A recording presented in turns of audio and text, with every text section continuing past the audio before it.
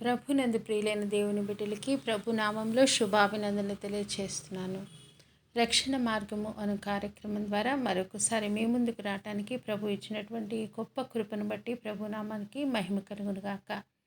ఈ దినము మనము కళల ద్వారా దేవుడు మనతో ఎలా మాట్లాడతాడు అనే విషయాన్ని గురించి ధ్యానించుకుందాం. లేఖనముల్లో మొదటి నుండి చివరి వరకు కళలన్నీ దేవుని నుండే వచ్చాయని మనము గమనిస్తాము.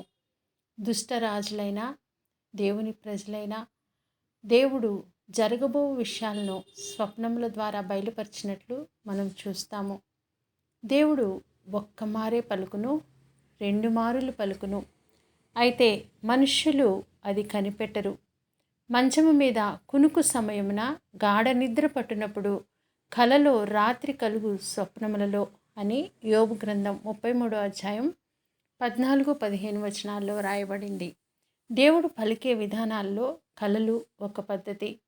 అయితే మానవులమైన మనం దీన్ని కనిపెట్టలేకపోతున్నాము. అసలు చెడ్డ కళలు అనేవి లేవు. లేఖనములను పరిశీలించినప్పుడు స్వప్నములన్నీ దేవుని నుండే వచ్చినవి, కానీ దురాత్మ నుండి కలిగిన ఒక్క స్వప్నాన్ని కూడా మనము చూడలేదు. అపవాదికి స్వప్నములకు చెందిన రెలం మీద అధికారం లేదు. పరిశుద్ధాత్మతో నడిపింపబడుచున్న మనందరి మీద అపవాదికి ఎటువంటి అధికారము లేదు. పునరుద్ధానం తర్వాత క్రీస్తు మరణం యొక్కయు పాతాళం యొక్కయు తాళపు చెవులు తీసుకున్నాడు. ప్రకటన గ్రంథం 1వ అధ్యాయం 18వ వచనం. అపవాదికి వాడి స్థానమైన నరకం మీద కూడా అధికారం లేదు. పరలోకం యొక్క తాళపు చెవులు దేవుని స్వాధీనంలో ఉన్నాయి. ఆ అధికారాన్ని, ఆ తాళపు చెవుల్ని ప్రభు మనకు అనుగ్రహించాడు. సమస్తము దేవుని స్వాధీనంలో ఉన్నాయి. ఈ అధికారాన్ని అన్నిటినీ కూడా ప్రభు మనకు అనుగ్రహించాడని మనము గుర్తెరగాలి. విశ్వాసులు ఈ విషయాన్ని గ్రహించాలి. మనకు చెడ్డ కలలు ఎందుకు వస్తాయి? మనం పడుకున్న వెంటనే మన శరీరము విశ్రాంతి తీసుకుంటుంది. మనం ఆత్మలో మెలకువ కలిగి ఉంటాం. ఆత్మ రెల్లంలో మన చుట్టూ జరుగుతున్న వాటిని గురించి మనకు కలుగు ప్రత్యక్షతలే కలలు. మనం పండుకున్నప్పుడు మన ఆత్మ మెలకువగా ఉంటుంది కనుక ఆత్మలోకంలో స్పిరిట్ రెల్లంలో మన జీవితంలో జరుగుతున్న విషయాలను తెలుసుకోవటానికి తెరవబడినటువంటి ఒక కిటికీనే కలలు. చాలామంది చెడ్డ కలలు లేక కలలో అపవాది దాడులు అని భయపడుచు వాటిని గద్దిస్తూ ఉంటారు. కానీ ఆత్మదేవుడు ఆత్మలోకంలో అపవాది మనకు నష్టం కలిగించుటకు వాడు మనకు చేయాలనుకున్న ప్రయత్నాలను ముందుగానే బయలుపరుస్తున్నాడని మనం గమనించాలి. వాటిని గద్దించకుండా మనం వాటి గురించి జాగ్రత్త వహించాలి. వాస్తవంగా మన మీద అపవాది దాడి చేయట్లేదు, కానీ అపవాది దాడి చేయబోతున్నాడని ప్రభు మనకు కళల ద్వారా తెలియపరుస్తున్నాడు. ఎందుకంటే ఆ సమయంలోనే మన ఆత్మ, మన స్పిరిట్ మెలకువగా ఉంటుంది కనుక ఆ సమయంలోనే ఆత్మదేవుడు మనకు అనేక విషయాల్ని బయలుపరుస్తూ ఉంటాడు. మనం నిద్రపోవచ్చున్నప్పుడు మన మీద దాడి మొదలవ్వట్లేదు, కానీ మన మీద ముందుగానే అపవాది సిద్ధం చేసి ఉంచిన దాడిని దేవుడు మనకు కొన్నిసార్లు స్వయంగాను, కొన్నిసార్లు దేవదూతల ద్వారాను బయలుపరుస్తాడు. అన్నీ సవ్యంగా ఉన్నాయి, అన్నీ బాగానే ఉన్నాయని మనం అనుకుంటాం, కానీ అపవాది ఏర్పరచబడిన వారిని సైతము మోసగించుటకు ప్రయత్నం చేయుచున్నాడు కనుక కలలో మనకు వచ్చే సంకేతాలను మనం ఎంత మాత్రము కూడా నిర్లక్ష్యం చేయకూడదు. మనం నిద్రించుచున్నప్పుడు కాదు, కానీ మనం బయటికి వెళ్తున్నప్పుడు, లోపలికి వచ్చుచున్నప్పుడు అపవాది మన మీద దాడి చేయుటకు సిద్ధపడుచున్నాడు. ఒక పాము కానీ పులి కానీ కలలో మనల్ని వెంటాడుచున్నప్పుడు, ఓ విశ్వాసి మేలుకో, నీ మీద దాడి జరగబోచున్నది, నిన్ను నాశనం చేయుటకు ప్రణాళికలు వేయబడుచున్నాయని దేవుడు మనకు బయలుపరుచుచున్నాడు. వాక్యములో కళలను గద్దించినట్లు మనం ఎక్కడా చదవలేదు కనుక మనము కళల్ని గద్దిస్తూ మన సమయాన్ని వృధా చేసుకోవద్దు. మారు మనసు పొందని వారికి కూడా దేవుడు కళల ద్వారా కొంత సమాచారాన్ని అందించాడని, కొన్ని హెచ్చరికలు ఇచ్చాడని వాక్యం మనకు సెలవిస్తుంది. ఆదికాండం 20వ అధ్యాయంలో రాత్రివేళ దేవుడు స్వప్నమందు గెరారు రాజైన అబీమెలెకు వద్దకు వచ్చి, అబ్రహాము భార్య అయిన శారా నిమిత్తము నీవు చచ్చిన వాడవని హెచ్చరించాడు. అబీమెలెకు ఒక అన్యరాజు. అతను మారు మనసు పొందలేదు. అతనికి దేవుని భయం లేదు. అయినప్పటికీ అతను తన ప్రవక్త అయిన అబ్రహాం విషయంలో దేవునికి విరుద్ధముగా పాపం చేయకుండా స్వప్నము ద్వారా దేవుడు అడ్డగించినట్లు మనం చూస్తాం. ఈ సంఘటన ద్వారా ఒక విషయాన్ని మనం అర్థం చేసుకోవాలి. దేవుడు ఆయన బిడ్డలను కాపాడుకుంటూ అన్యులను కూడా హెచ్చరిస్తాడు. మన ఆత్మీయ స్థాయిని బట్టి మనము కలలు చూడము.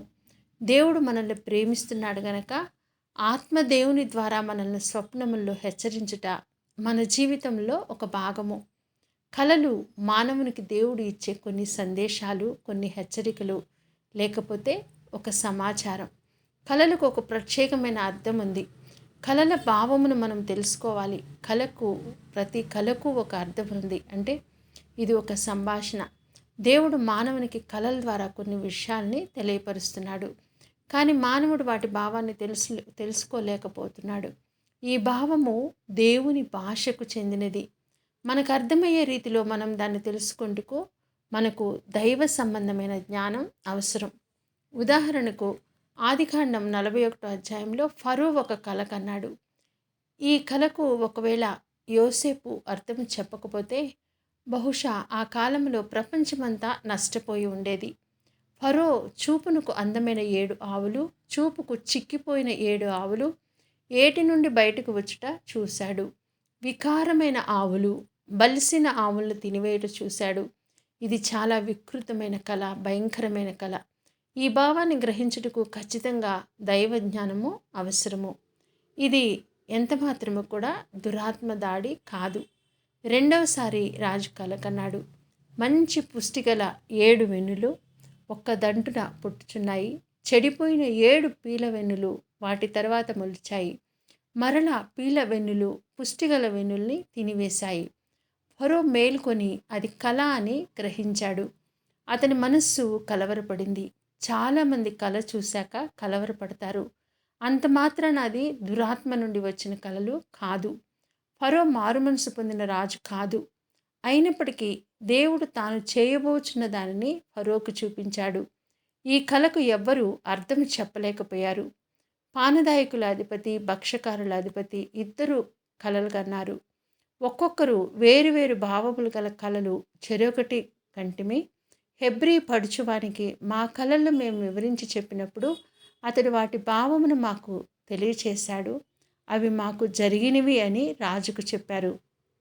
ఫరో యోసేపుని పిలిపించాడు. యోసేపు అది నా వలన కాదు, దేవుడే ఫరోకి క్షేమకరమైన ఉత్తరం ఇచ్చును అని ఫరోతో చెప్పాడు.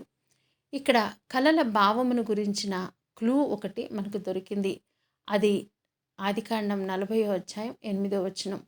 కలల భావములు చెప్పుట దేవుని ఆధీనమే కదా. దేవునికి మాత్రమే కలలు అర్థం చెప్పే సామర్థ్యం ఉన్నది.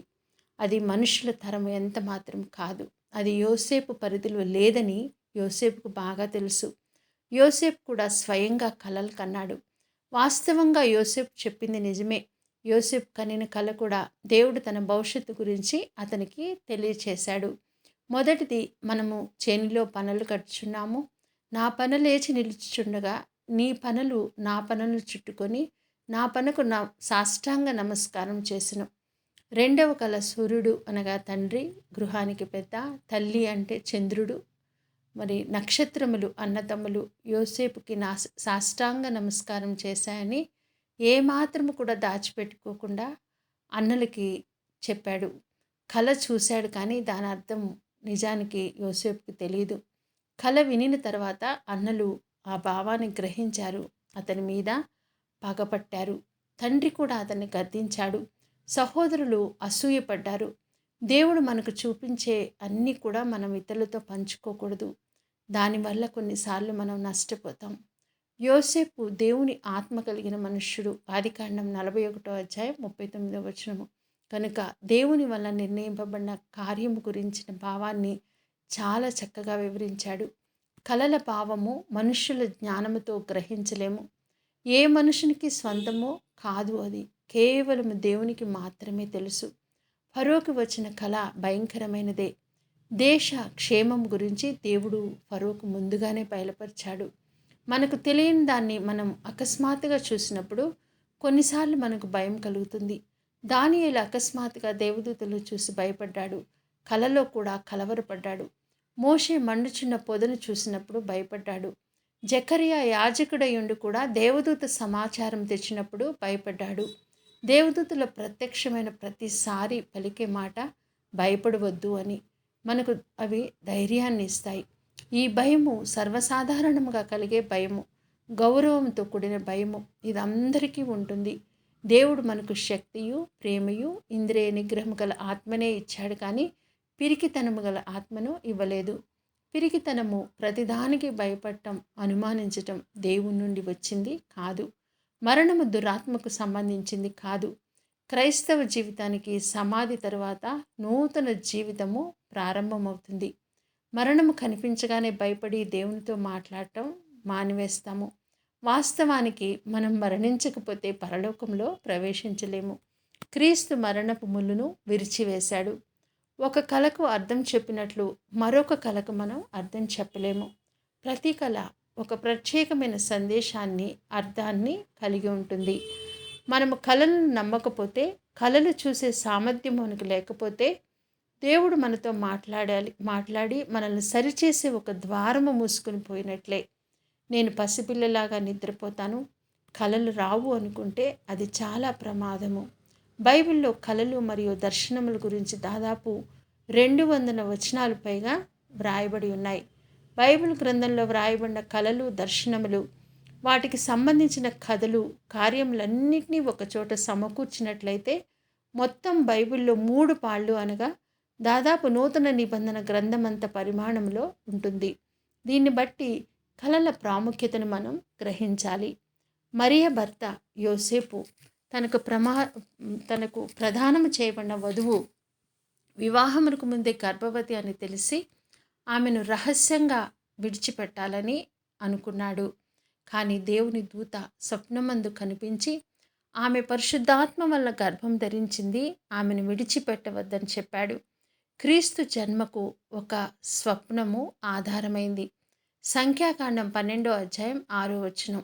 యెహోవా అహరోను మిర్యాముతో, నా మాట వినుడి, మీలో ప్రవక్త యుండిన యెడల యెహోవానగు నేను దర్శనమిచ్చి అతడు నన్ను తెలుసుకున్నట్లు కలలో అతనితో మాట్లాడుదును.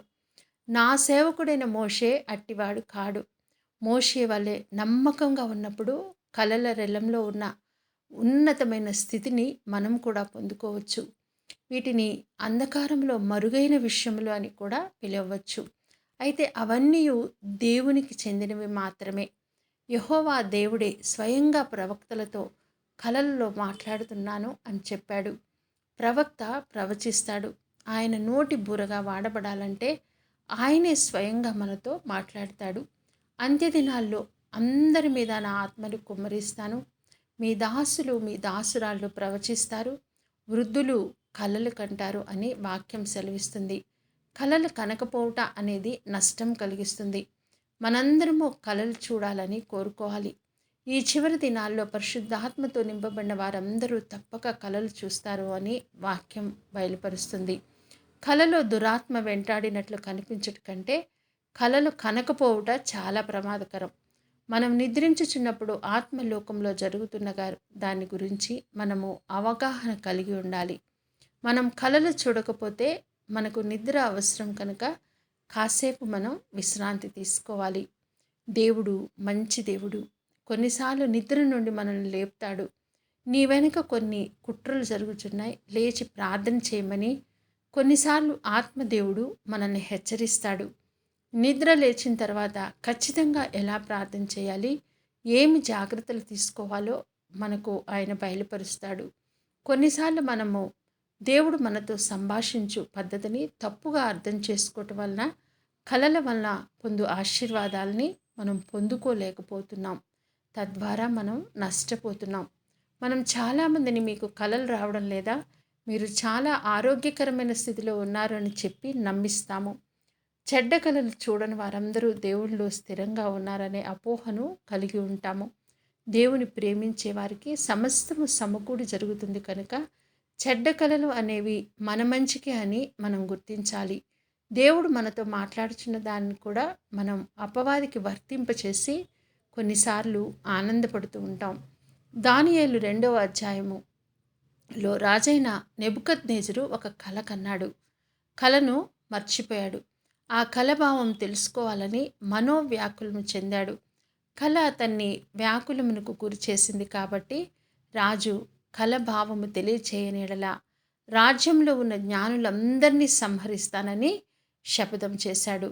అప్పుడు దానియేలు రాజు సన్నిధికి పోయి స్వప్నము యొక్క భావము తెలియచేయుటకు తనకు సమయము ఇవ్వమని రాజును బ్రతిమిలాడాడు. దానియేలు కల యొక్క మర్మం విషయంలో పరలోకమందున్న దేవుని కటాక్షము పొందు నిమిత్తము ఆయనను వేడుకొనుడని తన 3 స్నేహితులకు హెచ్చరించాడు. రాత్రి అందు దర్శనము చేత ఆ మర్మము దానియేలుకు బయలుపరచబడింది కనుక దానియేలు పరలోకమందున్న దేవుణ్ణి స్తుతించాడు. మర్మములను బయలుపరచగల దేవుడొకడు పరలోకమందున్నాడు. ఇతర మనుషులందరికంటే నాకు విశేష జ్ఞానం ఉండుట వలన ఈ మర్మము నాకు బయలుపరచబడలేదు, కానీ రాజునకు దాని భావము తెలియచేయ నిమిత్తము తమరు మనస్సు యొక్క ఆలోచనలు తాము తెలుసుకుని నిమిత్తము ఇది బయలుపరచబడును అని దానియేలు చెప్పాడు. జాగ్రత్తగా గమనిస్తే ఇక్కడ రాజు తన మనస్సులో ఏమి ఆలోచిస్తున్నాడో దానినే కల రూపంలో తెలియచేయుటకు దేవుడు రాజుకి కల ఇచ్చినట్లు మనము చూస్తాము. దానియేలుకి కల మర్మము భావము కూడా తెలియచేశాడు. కల భావము మర్మములు కేవలము దేవునికి మాత్రమే తెలుసు. దానియేలు ప్రార్థన చేసినప్పుడు దేవుడు దానియేలుకు బయలుపరిచాడు. ఇప్పుడు మనము కూడా పరిశుద్ధాత్మ దేవుని సహాయంతో ఆయన దగ్గరికి వెళ్ళి మనం ప్రార్థన చేసినప్పుడు ఆయన మనకు బయలుపరుస్తాడు. దేవుడు మనకు ఒక ప్రత్యక్షతను కల ద్వారా అనుగ్రహించినప్పుడు దాన్ని గ్రహించి విశ్లేషణ చేయట మన పని. సహాయం కొరకు ఆత్మగల మనుషుల్ని మనం సంప్రదించాలి. దేవుడు మనతో మాట్లాడుటకు వచ్చినప్పుడు దురాత్మ మనల్ని దాడి చేశాడు అనడం తప్పు. ఈ పోరాటాల్లో కొన్నిసార్లు మనం ఓడిపోతున్నాం. దేవుడు మనల్ని హెచ్చరిస్తున్నాడు, జాగ్రత్తలు తెలియచేస్తున్నాడు. అయినా మనం పట్టించుకోవటం లేదు. ఆయన చెప్పిన దానికి వ్యతిరేకంగా మనం ప్రవర్తిస్తున్నాం. దేవుడు మనతో మాట్లాడే పద్ధతిని మనం అర్థం చేసుకోవటం లేదు. కలలకు వ్యతిరేకంగా ప్రార్థన చేయట మనం మానివేద్దాం, వాటిని అంగీకరిద్దాం. కల దేవుని నుండి మనం పొందుకుని వర్తమానము. ఒకసారి ఈ విషయాన్ని గుర్తెరిగినప్పుడు మనం వీటి గురించి తప్పుగా ఆలోచన చెయ్యము. దీన్ని అర్థం చేసుకున్న తర్వాత మనం ఒక నూతనమైన వ్యక్తుల వలె మారిపోతాము. ఆయన హెచ్చరిస్తున్నా నేను పట్టించుకోలేకపోయాను అని బాధపడతాము. చనిపోయిన వారి కల్లో కనిపిస్తుంటే గద్దించకుండా దాని భావంను తెలియచేయమని దేవుణ్ణి అడగాలి. దేవుడు తప్పకుండా మనకు బయలుపరుస్తాడు. ఆయన ఒక విషయాన్ని ఒకే కలను 2-3 సార్లు, కొన్నిసార్లు పదే పదే కూడా చూపిస్తాడు. వినకపోతే ఆ ద్వారము మూసుకొని పోతుంది. ప్రతి కళకు ఒక ప్రత్యేకమైన అర్థం ఉంటుంది. ప్రతి కళకి అర్థం ఉంటుంది కనుక బహిరంగమైన దర్శనమునకు తప్ప ప్రతి కళ అర్థము వేరువేరుగా ఉంటుంది కనుక ఈ విషయాన్ని మనం గమనించాలి. ఉదాహరణకు సౌలు ఇశ్రాయేలీయులకు మొదటి రాజుగా అభిషేకించబడ్డాడు. ప్రవక్తలతో కలిసి ప్రవచించాడు. సమూయేలు ప్రవక్త సౌలుకి ఒక మార్గదర్శిగా వ్యవహరించాడు. ఎప్పుడైతే సౌలును యెహోవా ఆత్మ 1 సమూయేలు గ్రంథం 16వ అధ్యాయం 14వ వచనం విడిచిపోయినో అప్పటి నుండి సౌలుకు నడవలసిన మార్గము తెలియలేదు. సౌలు ఫిలిష్తీయుల దండును చూచి మనస్సునందు భయకంపముల నుండి యెహోవా యొద్ద విచారణ చేయగా యెహోవా స్వప్నము ద్వారానైనను ఉరీము ద్వారానైనను ప్రవక్తల ద్వారానైనను ఏమీయూ సెలవీయకుండెను. దేవుని సెలవు లేకుండా స్వప్నం రాదు, ప్రవక్తలు మాట్లాడరు. కాబట్టి స్వప్నములను ఎంత మాత్రమూ నిరాకరించకూడదు. చివరికి సౌలు కర్ణపిశాచి ద్వారా సమూయేలు స్వరం వినుటకు ప్రయత్నం చేసి విఫలమై మరణించాడు. దేవుడు మాట్లాడకపోవటం అనేది విశ్వాసికి దౌర్బల్యమైన స్థితి. ఆ స్థితిలో మనకు తెలియకుండానే మనం మనుషుల సహాయం కొరకు పరుగులెత్తుతాం. ఆత్మగల మనుషుల సహాయం తీసుకుంటే తప్పులేదు. కానీ దేవుడు మనతో మాట్లాడుటకు ప్రయత్నం చేస్తున్నప్పుడు మనం ఎంత మాత్రము నిర్లక్ష్యము చేయకూడదు. దేవుడు మనతో కలల ద్వారా మాత్రమే కాదు, దర్శనముల ద్వారా, వాక్యము ద్వారా, అభిషేకించబడిన దైవ సేవకుల ద్వారా, ప్రవక్తల ద్వారా కూడా మాట్లాడతాడు. ఒక విశ్వాసి కేవలము కలల మీద మాత్రమే ఆధారపడాలని నేను చెప్పట్లేదు. కానీ ఒక విశ్వాసి కలలను ఎంత మాత్రము నిర్లక్ష్యం చేయకూడదని వాక్యం మనకు నేర్పిస్తుంది. కనుక రాబోయే దినాల్లో కలలు, దర్శనముల గురించి ఇంకా లోతైన మర్మాలు మనం తెలుసుకుందాం. ఇప్పటి వరకు ఈ వాక్యాన్ని విన్న ప్రియమైన దేవుని బిడ్డలారా, ప్రతిరోజు కూడా ప్రభు మనతో కలల ద్వారా మాట్లాడుతున్నాడు. స్వప్నాలు, కలలు అన్నవి మనము ఎంత మాత్రము కూడా నిర్లక్ష్యం చేయకూడదు. వాస్తవమే, వాక్యం ద్వారా ప్రభు మనతో మాట్లాడుతున్నాడు. అనేక మంది దైవ సేవకుల ద్వారా, ప్రవక్తల ద్వారా ఈ చివరి దినాల్లో యోవేలు ప్రవక్త యొక్క ప్రవచనం నెరవేరింది. కనుక మనందరి మీద పరిశుద్ధాత్మ దేవుడు కుమ్మరించబడ్డాడు. మన యవనస్తులు దర్శనాలు చూస్తున్నారు, వృద్ధులు కలలు కంటారు అన్న వాక్యం. మరి మీ దాసులు, మీ దాసురాళ్ళు ప్రవచిస్తారనే వాక్యం సంఘంలో ఈ దినము నెరవేర్చబడింది. మనందరము కూడా పరిశుద్ధాత్మ దేవుని చేత అభిషేకించబడిన వారము. కనుక మనందరం కలలు చూడాలి. తప్పకుండా మరి ఈ కలల అర్థాలని ఎంత మాత్రము కూడా నిర్లక్ష్యం చేయొద్దు. ఈ దినము ఒకవేళ మరి ఇన్ని రోజులు కూడా చెడ్డ కలలు అపవాది నుంచి వస్తున్నాయి అని అనుకుంటే, ఈ దినము ప్రభు మనతో మాట్లాడుతున్నాడు. ఆ చెడ్డ కలలు అనేవి జరగబోయే స్పిరిట్ రెలంలో మనకు జరగబోయే నష్టాన్ని ప్రభు ఆత్మ ద్వారా మనకు బయలుపరుస్తున్నాడు అన్న విషయాన్ని మనం జ్ఞాపకం చేసుకుందాం. ఎప్పుడైతే మనం పరిశుద్ధాత్మ ద్వారా నడిపించబడతామో ఆయన జరగబోయే విషయాలన్నీ మనకు బయలుపరుస్తూ ఉంటాడు. ఆయన ఏ సాధనాన్ని ఎన్నుకున్నప్పటికీ కూడా, ఆయన ఏ రూపంలో మనతో మాట్లాడినా కూడా ఆ మాటలను గ్రహించాలంటే మనం పరిశుద్ధాత్మ దేవుని యొక్క జ్ఞానాన్ని, బుద్ధి జ్ఞానములకు ఆధారమైన ఆత్మను కలిగి ఉండాలి. ఈరోజు ప్రభుని మనం వేడుకుందాం. అయ్యా, నన్ను నీ బుద్ధి జ్ఞానములకు ఆధారమైన ఆత్మతో అభిషేకించు అని. ఎవ్వరూ కూడా మరి కలల్ని నిర్లక్ష్యం చేయొద్దు. పాత నిబంధన నుంచి నూతన నిబంధన వరకు అనేక దర్శనాల్ని మనం చూస్తున్నాం. అనేక మంది దైవ సేవకులతో, దైవజనులతో, ప్రవక్తలతో ప్రభు కలల ద్వారా, దర్శనాల ద్వారా మాట్లాడినట్లు చూస్తున్నాం. ఈ దినం కూడా మనందరితో కలల ద్వారా, దర్శనాల ద్వారా ప్రభు మాట్లాడాలని మనం కోరుకుందాం. మనందరము కలిసి చిన్న ప్రార్థన చేసుకుందాం. పరిశుద్ధుడా తండ్రి, మీ పాదాలకు వందనాలు నాయన.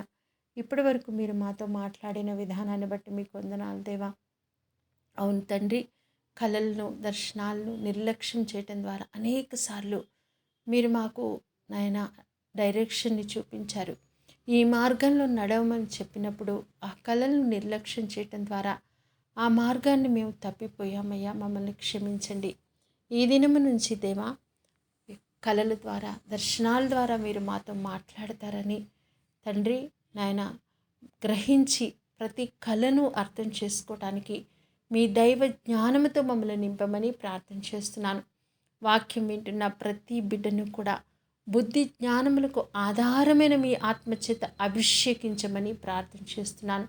ఆ రోజు తండ్రి దానియేలు కలిగినటువంటి ఆత్మను, యోసేపు కలిగినటువంటి ఆత్మను తండ్రి, అయ్యా దావీదు మహారాజు కలిగినటువంటి ఆ ఆత్మను మాకందరికీ అనుగ్రహించమని ప్రార్థన చేస్తున్నాను.